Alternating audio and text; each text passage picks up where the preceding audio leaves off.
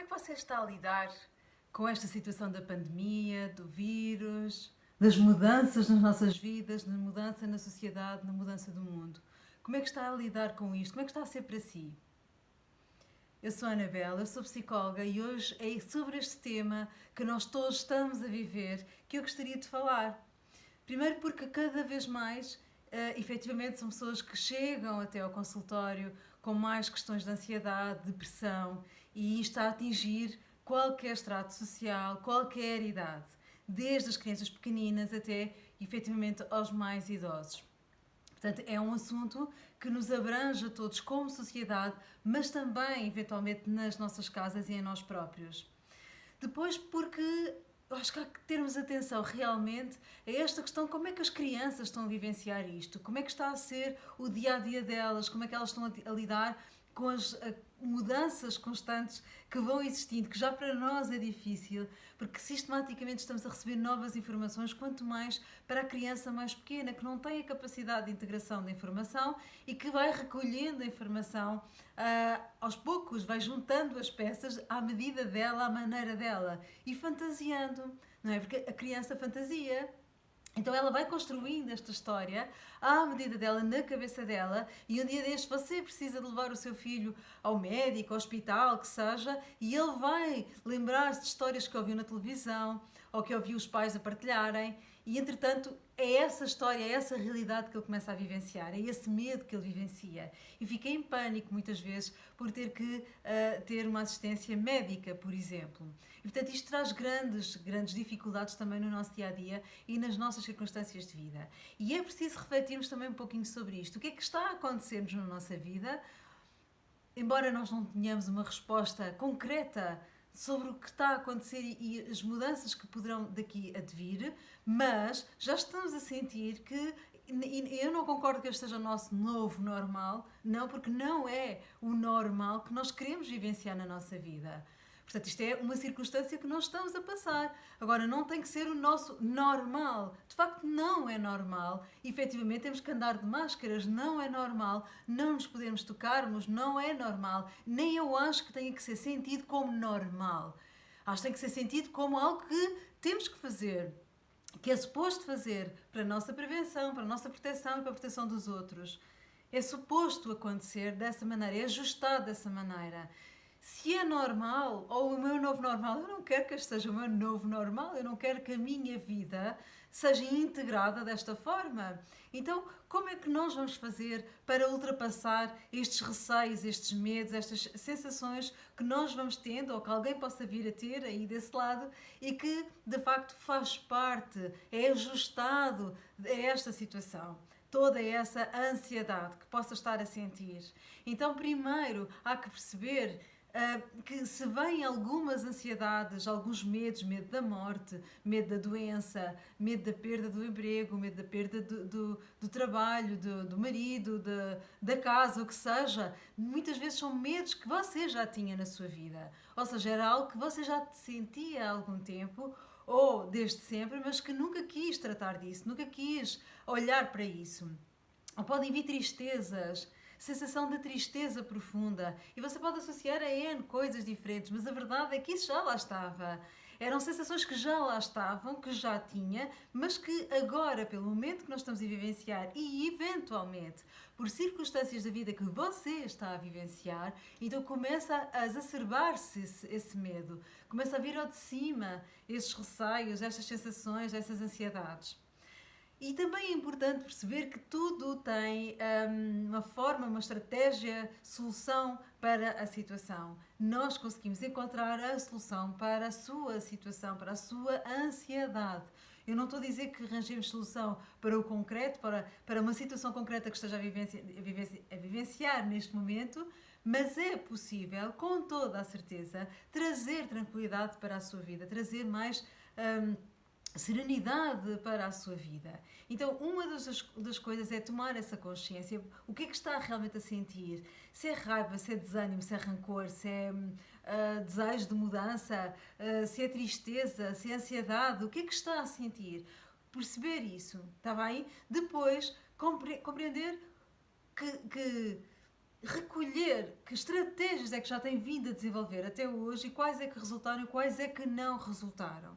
Escreva também os seus pensamentos, escreva que pensamentos é que está a ter quando está a ter aquela sensação, que quais são os pensamentos, o que é que surge. Muitas das vezes vocês dizem, não é nada, eu não sei o que é que surge, não me surge nada, só me surge o medo. Mentira, tem que surgir sempre algum pensamento atrás do medo, você pode não saber, está bem? Anabela, eu não sei, não faço ideia qual é o pensamento.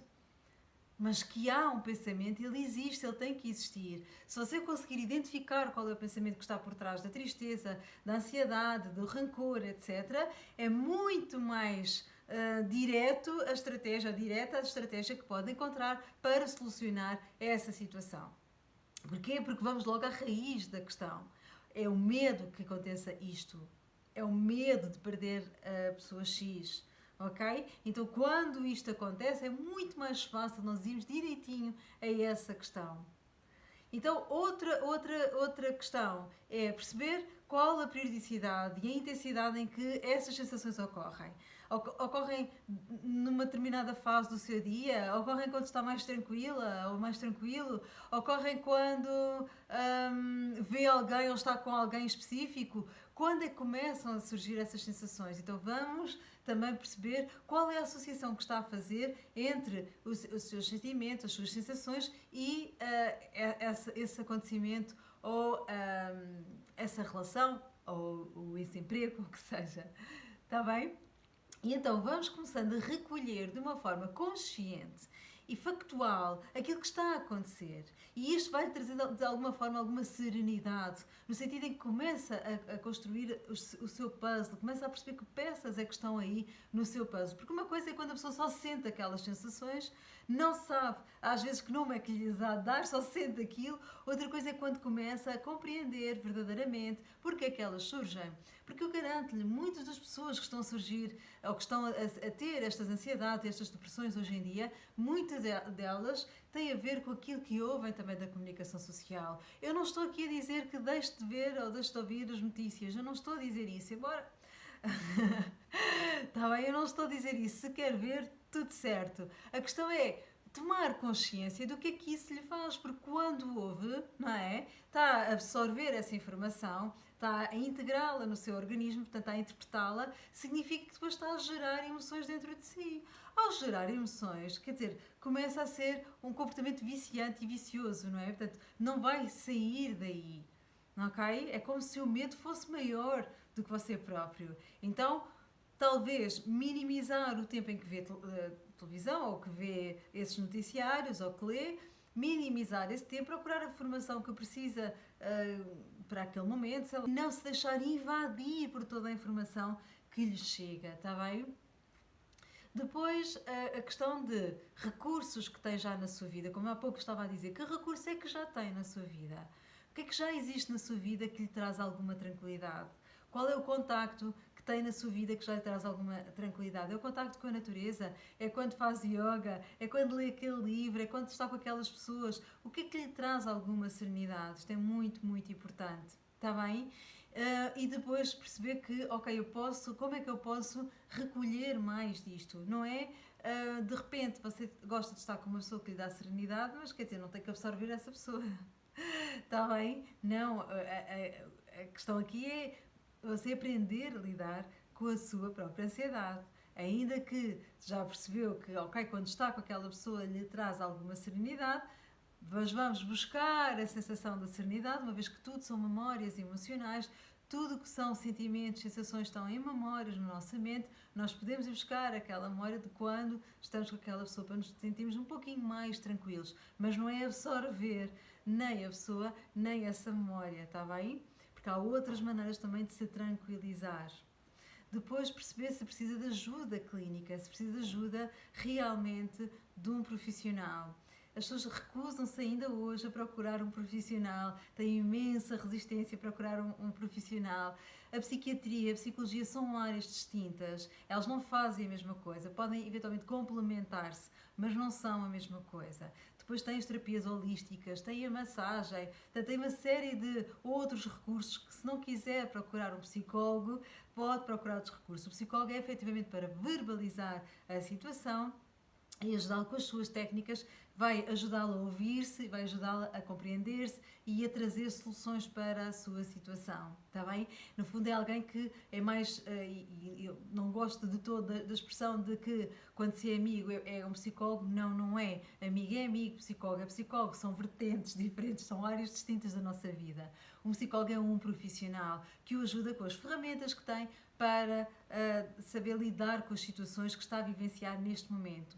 Depois não se esqueça de outra coisa. Já há uns tempos, quando fiz um vídeo sobre este tema, falei sobre isto. Não nos podemos esquecer que isto é um trauma, não é? Muitos de nós acabaram por sentir trauma nesta situação. Foi algo que foi abrupto, digamos assim, da forma como entrou nas nossas vidas e nas nossas casas e nas nossas rotinas. Portanto, pode ser sentido como um trauma. Para quem perdeu familiares, por exemplo, conheço algumas pessoas que foram perdendo familiares exatamente pela doença, portanto, acaba por haver ainda mais um acréscimo de uma situação que acaba por doer mais, não é? Porque existe essa situação. Portanto, veja qual é o seu plano, veja qual é a sua situação e tente perceber se está disponível também, se precisa e se está disponível para essa ajuda.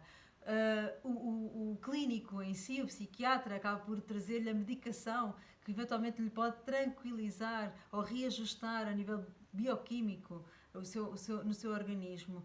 Mas a compreensão vem precisamente do psicólogo ou do terapeuta que possa ajudar a compreender o que está a acontecer consigo, está bem? Depois algum cuidado com as crianças, elas estão a entrar agora nas escolas novamente, algumas estão em pânico.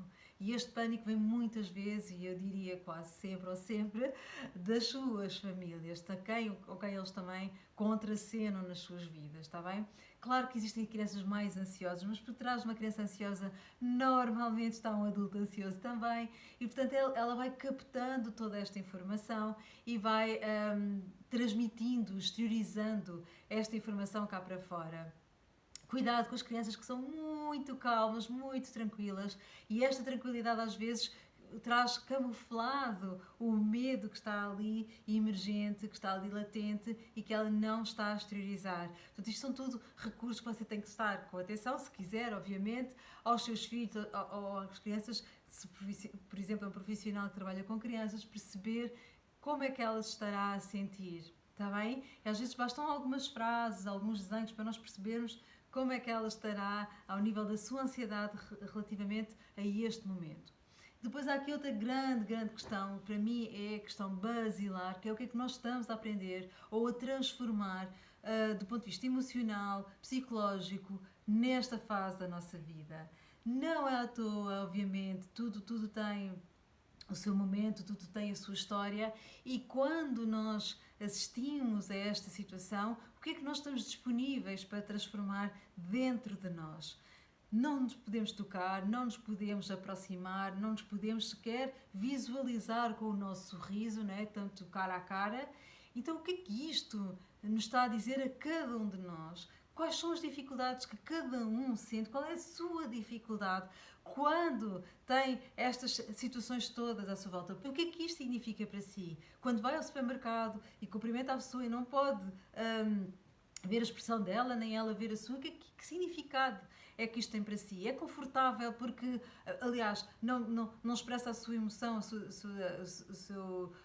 seu sentimento e, portanto, isso para si é mais confortável? É mais desconfortável porque para si é muito importante ver a expressão, ver o sorriso, ver todas as microexpressões que as pessoas fazem? O que é que está a acontecer desse seu lado, ao nível da sua comunicação com os outros? Depois, como é que é isto de toque, de não poder tocar, de não poder abraçar os seus pais, de não poder abraçar as pessoas de quem tanto gosta, ou na sua profissão, eventualmente? Como é que isto é sentido, esta forma de não proximidade?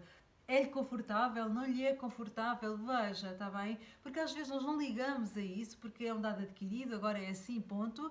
Mas, do ponto de vista emocional e social, pode ter um grande constrangimento na sua vida emocional. Imagina que você é uma pessoa muito toque do afeto, da relação, e agora está inibida disso.